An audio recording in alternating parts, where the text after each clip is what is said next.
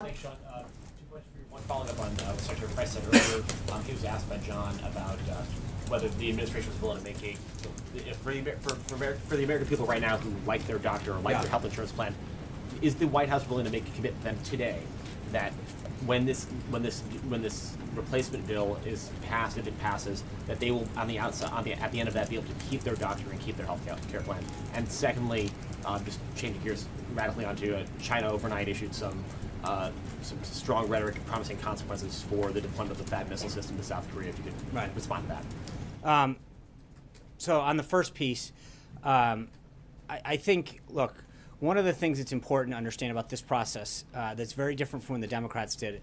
You recall then Speaker Pelosi said you're going to have to read the bill to know what's in it. I think there's a big difference. This is the bill. It's right here. It's on the website. We're going through regular order. If you go to the House of Representatives website, Speaker Paul Ryan's website, it's listed. Everybody can read it, and it's going to go through what they call regular order. We're not jamming this down anybody's throat. It's going to go through a committee process. All parties involved, all representatives in the House will be able to have input into it. I think that's the way to conduct this process, is to do it to allow people to watch the process happen in the committees, allow members of Congress to have their input in it, to make amendments, to see that we get the best bill that achieves the goal for the American people. When it was done the last time, it was jammed down people's throat. And look what happened.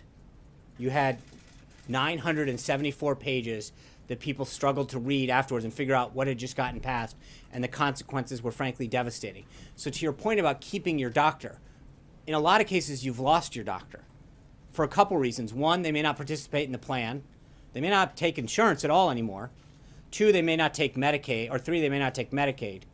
And the list goes on and on about why they might not be there. Or your plan, the plan that you got, is no longer accessible.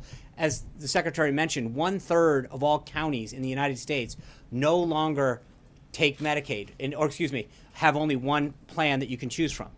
So it's a fact right now that in most cases, you have no choice. In many cases, you've lost that ability. Our goal is to actually add more choice and more competition. Right now, the government tells you you must have this plan or you will pay a penalty. And within this plan, here's what you have to have. We've lost the element of choice and competition in healthcare.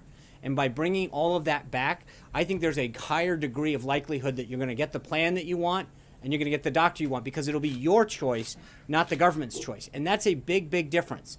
This plan was jammed down everybody's throat. And the consequences took their plans away, it took their doctors away, and it drove up costs.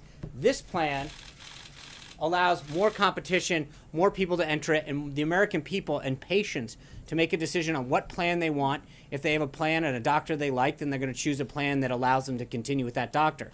But there's going to be more competition and more choice, not less. And that's frankly what you have now.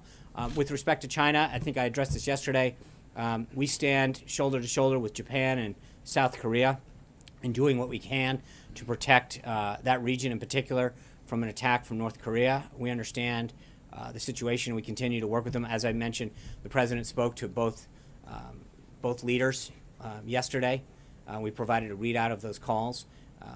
But we obviously understand the concerns of China. But this is a national security issue for them. Hunter. Thank you, Sean.